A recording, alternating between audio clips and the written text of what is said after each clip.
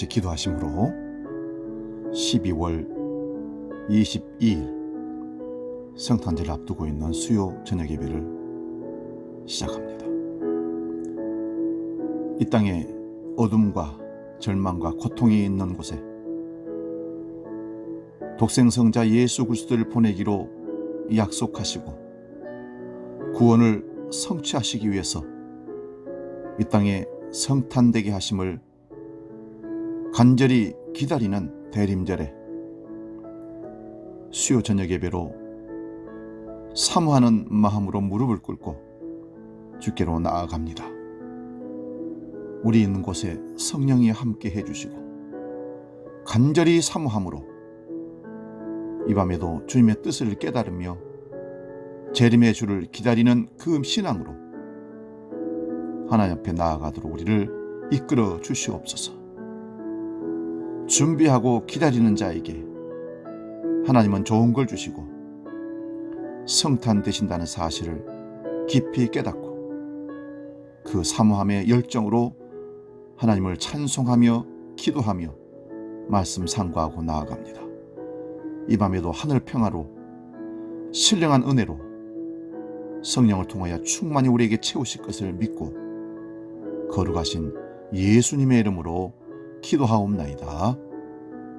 아멘.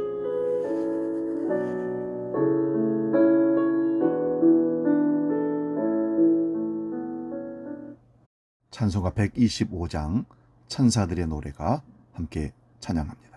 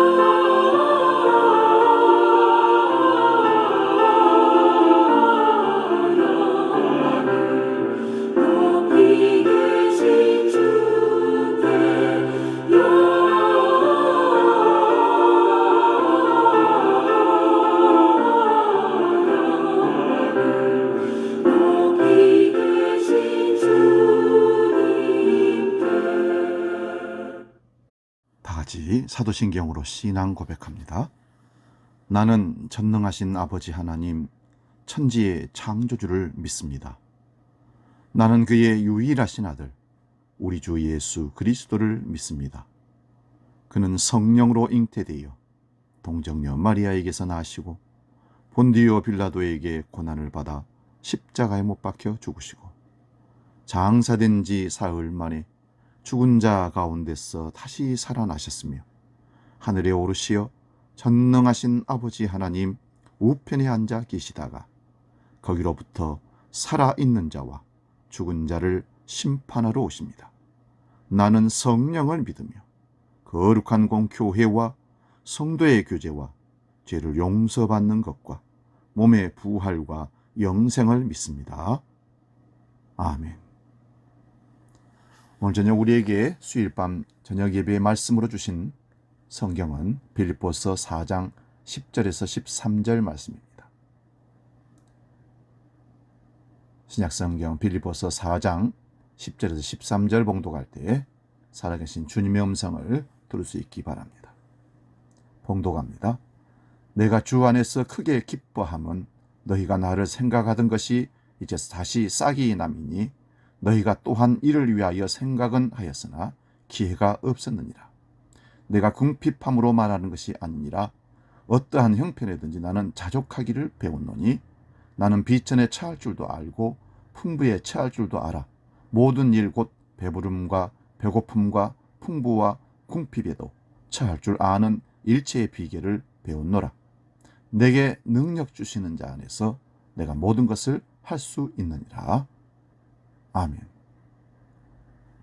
오늘 봉독한 이 말씀으로 빌립보서 강의 26번째 자족하기를 배웠노라, 이런 제목으로 말씀을 상고하며 은혜를 나눕니다.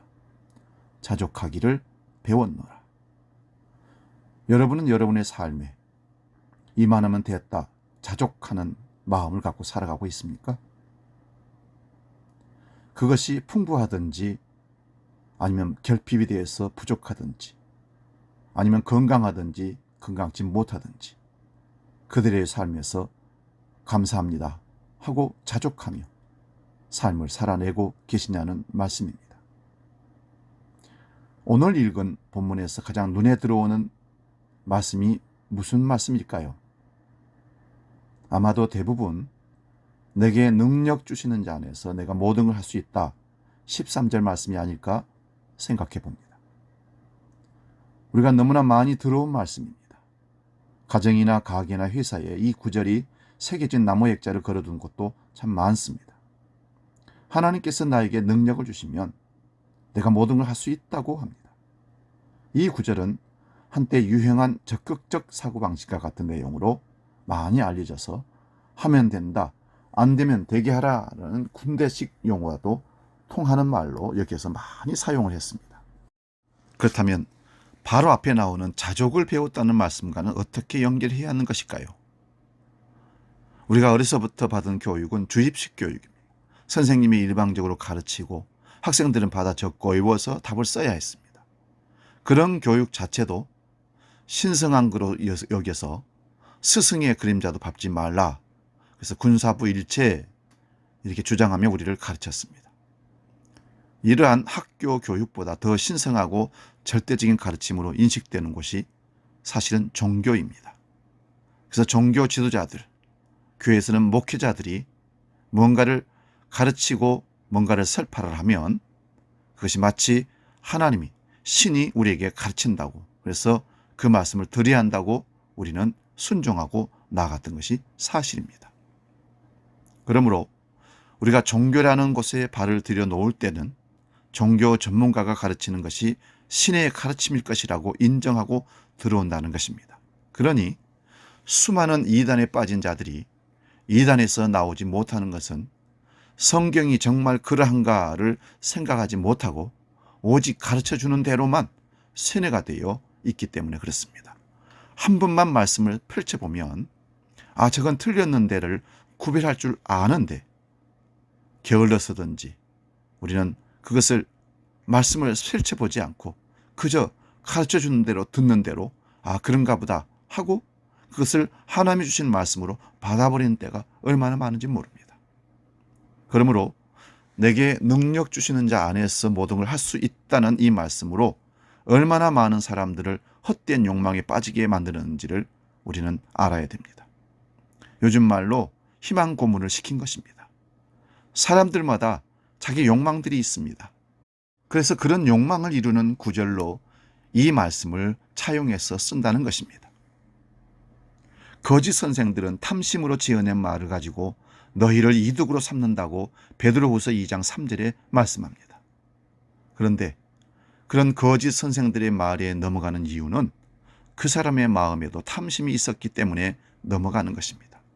사실 여러 가지 돈의 문제에 있어서 투자, 사기에 넘어가는 것은요, 자기가 억울하다고 얘기하지만 가만히 들어보면 돈 많이 벌고 싶은 욕망이 그의 거짓말 사기에 끌려 들어가서 그런가 하여 믿어버림으로 자기 욕망을 채우기 위해서 그것을 허락함으로 사기를 당한 것입니다.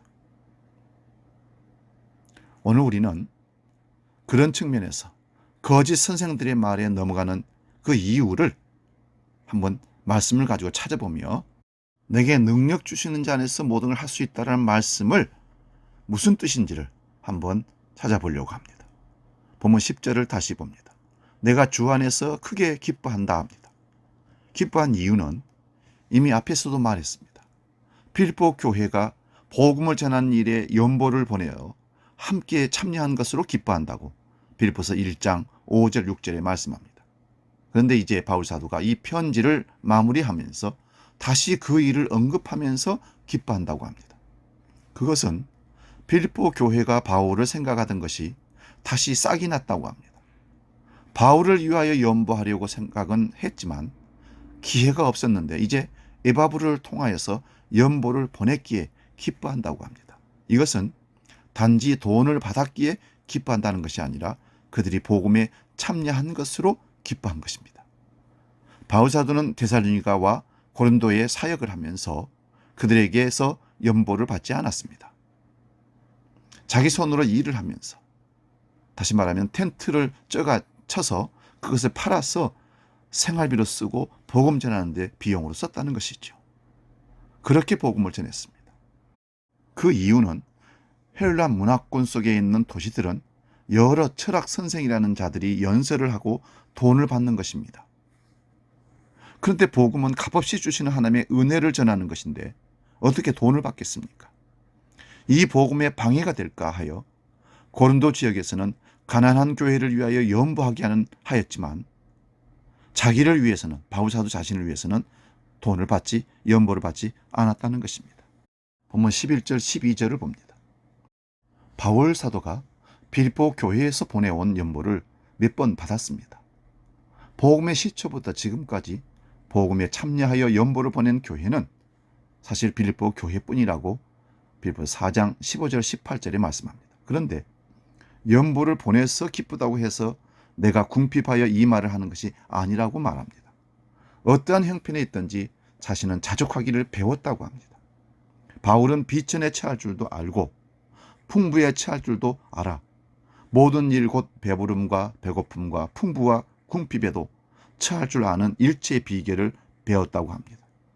비천하다고 비굴해지지도 않았고 부유하다고 자만하지도 않았다는 것입니다. 그러므로 가난한 상태에서도 자족하고 부자인 상태에도 자족한다는 것입니다. 본문 13절, 내게 능력 주시는 자 안에서 내가 모든 걸 할 수 있다는 말씀은 바로 앞의 말씀과 연결되어 있다는 말씀입니다. 그런데 우리가 기억하는 것은 그저 13절만 외워서 그것만 내 욕망을 채우는데 쓰고 싶어 기도할 때 사용합니다. 그래서 형편도 안 되면서 믿음으로 한다고 하면서 예배당 건물 짓다가 부도난 것이 한두 곳이 아닙니다. 사업도 실패하고 고통한 분들도 많습니다. 그러므로 설교를 들을 때 정말 말씀이 그러한가 하고 성경을 한번 읽고 상고해 보셔야 합니다.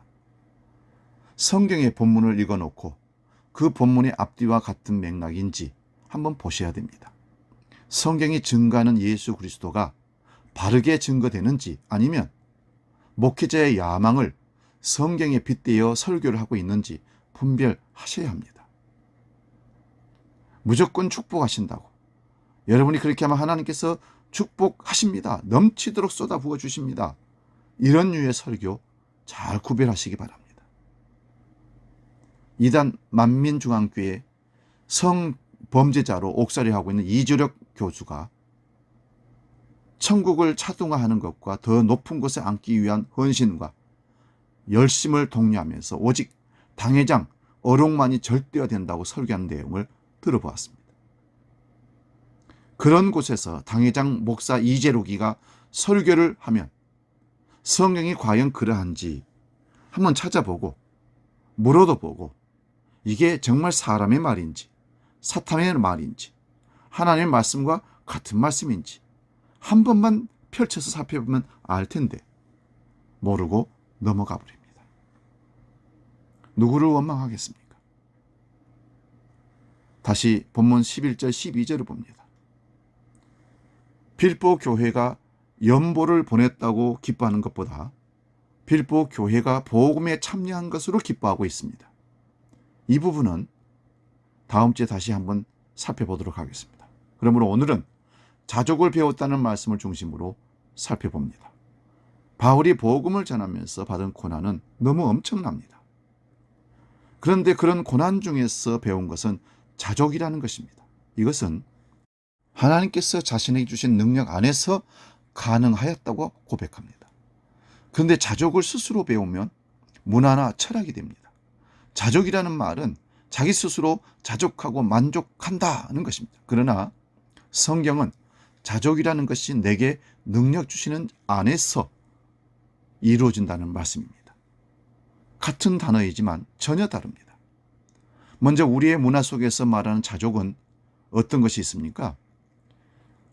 한문으로 안민자족, 안빈자족 이런 말이나 안빈낙도라는 말이 있습니다. 이거는 도교 사상인데 가난한 가운데서도 평안하고 자족하면서 도를 즐긴다는 말입니다.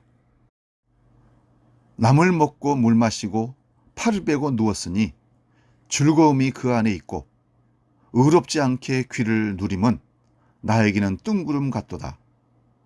논어에 나오는 내용입니다. 동양 문화 속에서도 이런 자족에 대한 내용들이 많이 나옵니다. 그러나 이러한 자족들은 자기 스스로 배운 자족입니다. 이런 자족에는 전적인 죄인에게 전적인 은혜가 절대적으로 필요하다는 복음이 들어설 자리가 없습니다. 사도행전 17장 18절에 보면 에피쿠로스 철학자들과 스토아 철학자들이 바울과 논쟁을 합니다. 바울이 그리스 아테네에서 복음을 전할 때 이런 철학자들이 있었습니다.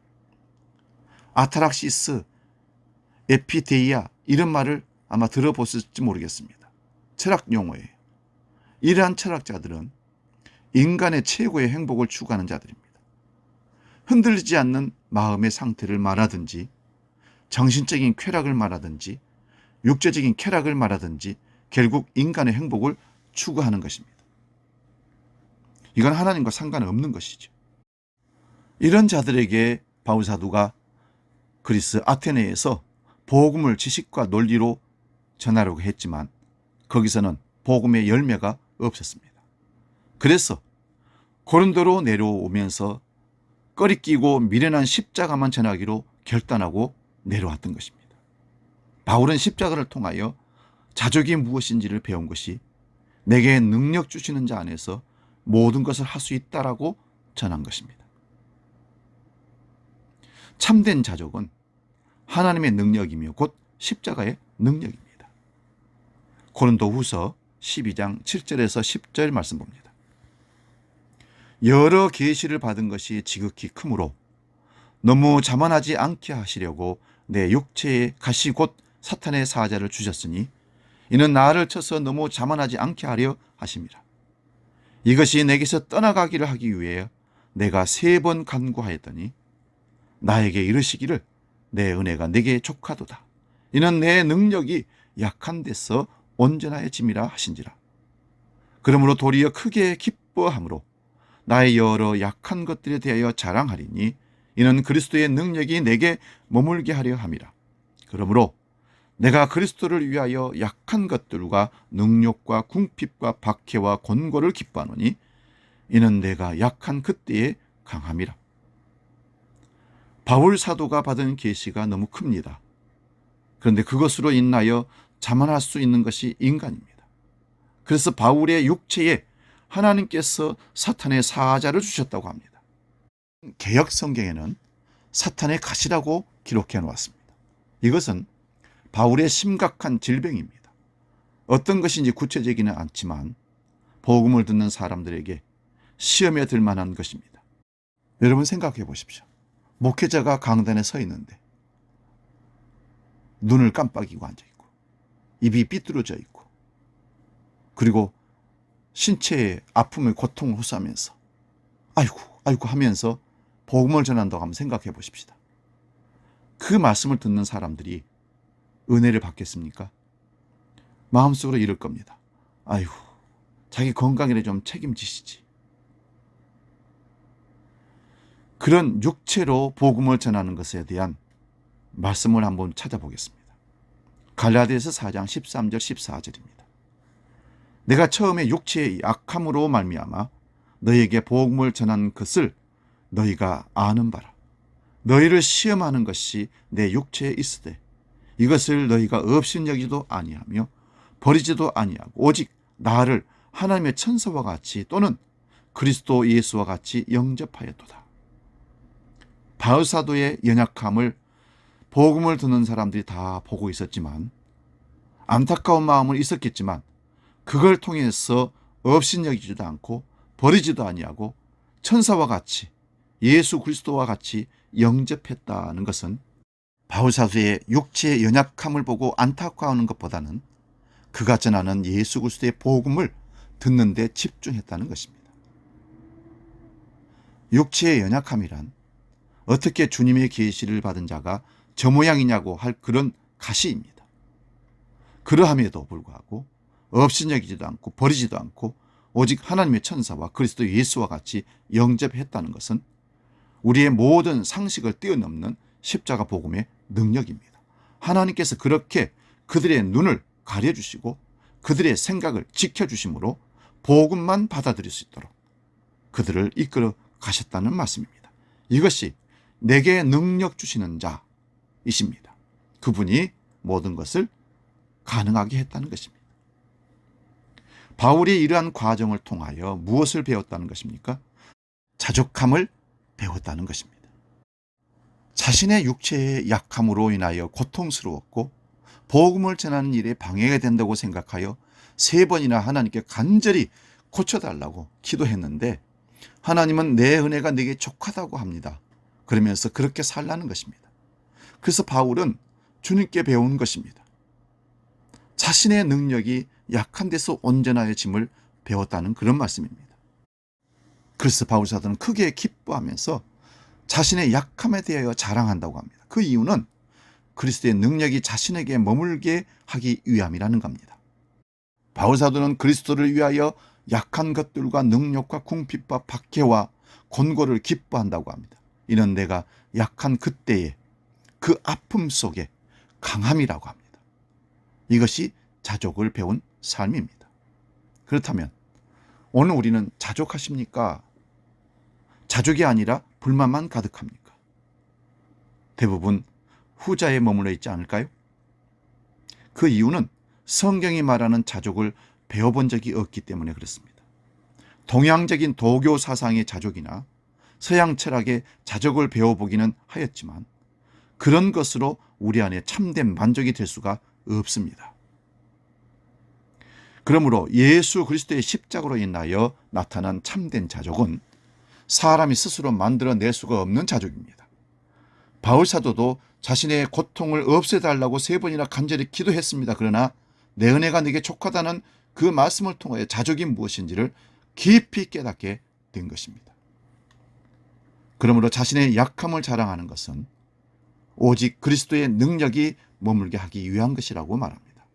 능력이 머문다는 말의 각주를 보면 장막으로 덮는다는 말로 해석되어 있습니다.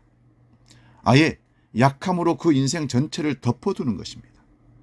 이러한 그리스도의 능력은 예수 그리스도의 십자가로 다 이루어지심이 성도에게 임함으로 일어납니다.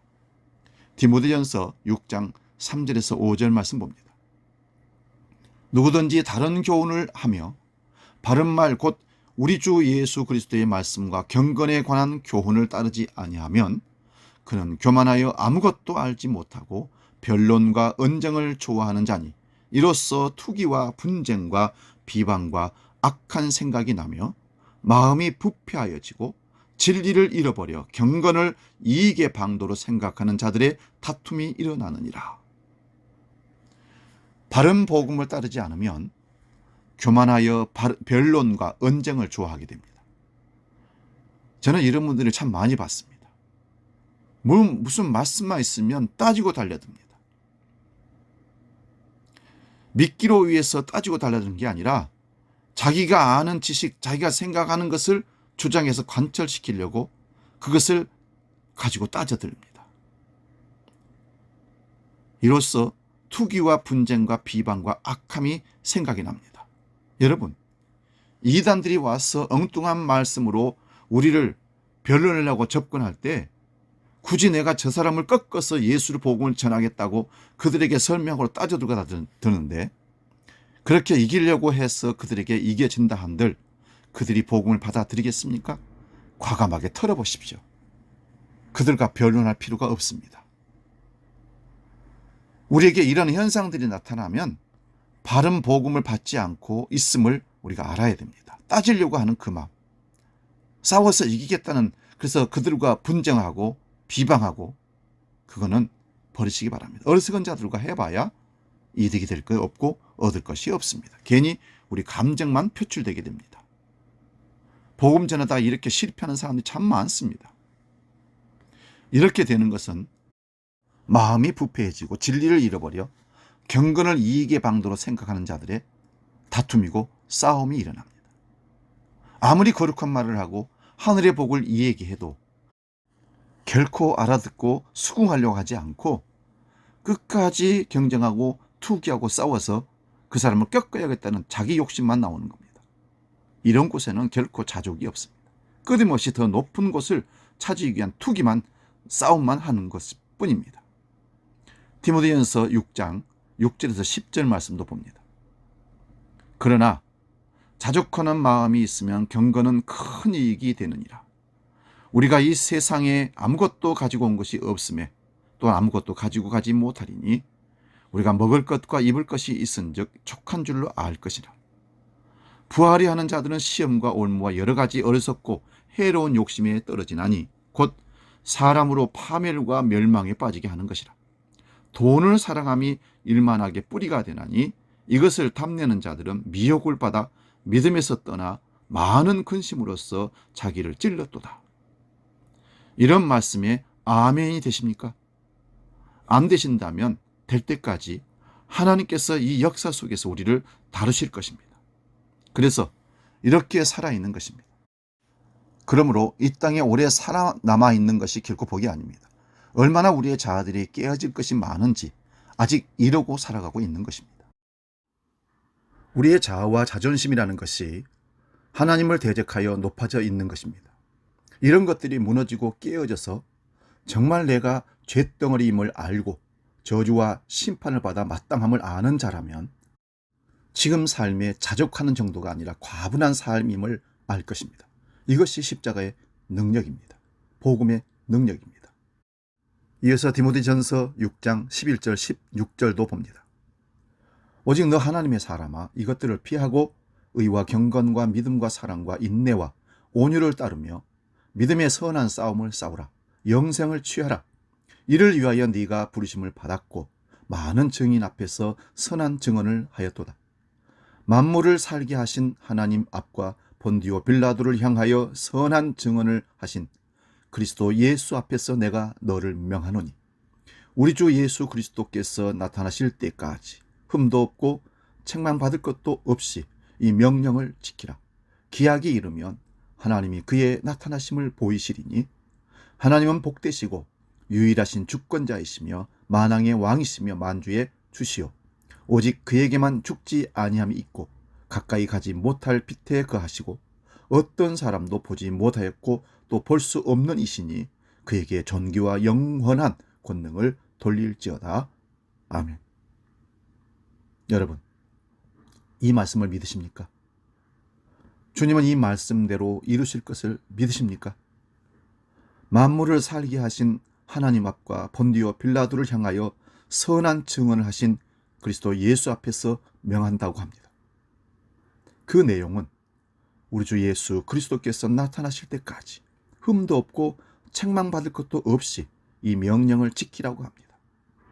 이런 말씀을 주님께서 십자가에서 이루어 내십니다. 그러므로 기약이 이르면 여기서 기자는 약속에 따라 만난다는 말이 기자이고 약이란 묶어서 약속한다는 말입니다.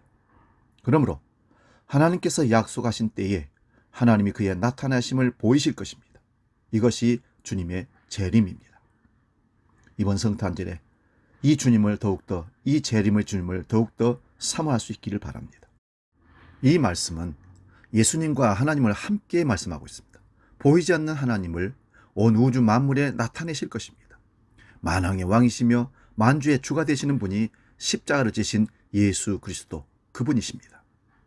이어서 17절에서 21절도 봅니다.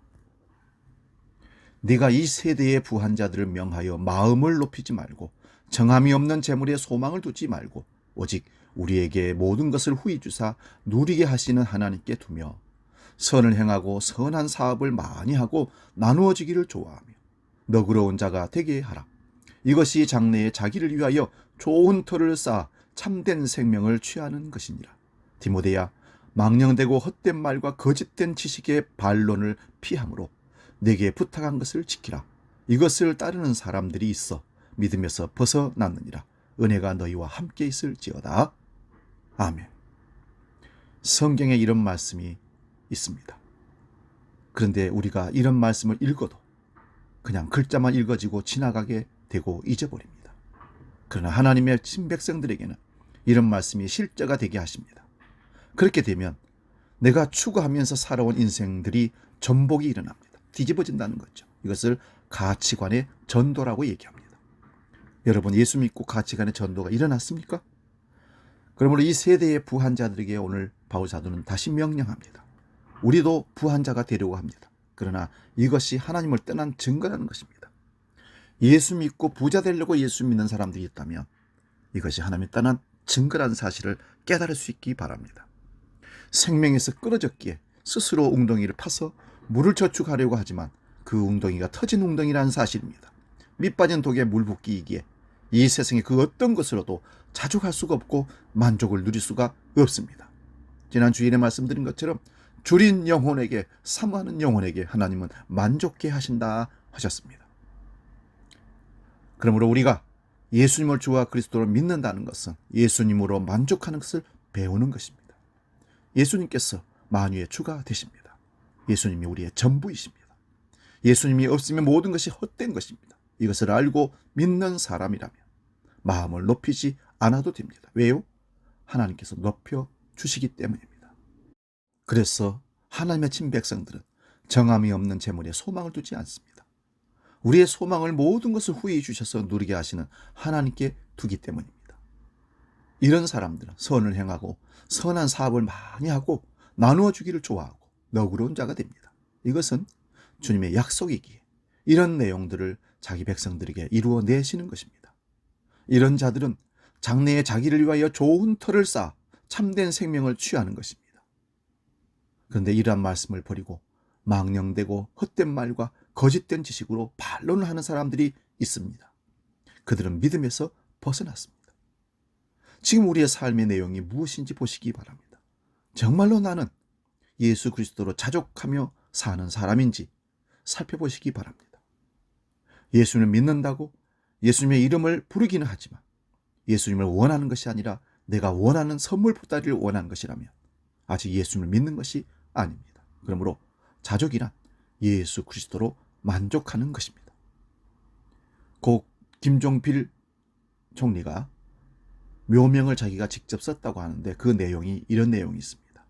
인생 90을 살아보니 89년이 헛됨을 알았다. 늦었지만 참 다행이라고 봅니다. 하지만 복음을 듣고 믿는 자는 10년을 산 어린 아이야도 인생의 헛됨을 알고 믿고 갑니다. 예수 그리스도는 눈에 보이는 이 하늘과 땅이 다 사라져도 영원히 우리와 함께 계시는 분입니다. 그러므로 우리가 예수님을 주와 그리스도로 믿는다는 것은 자족할 정도가 아니라 과분한 선물입니다.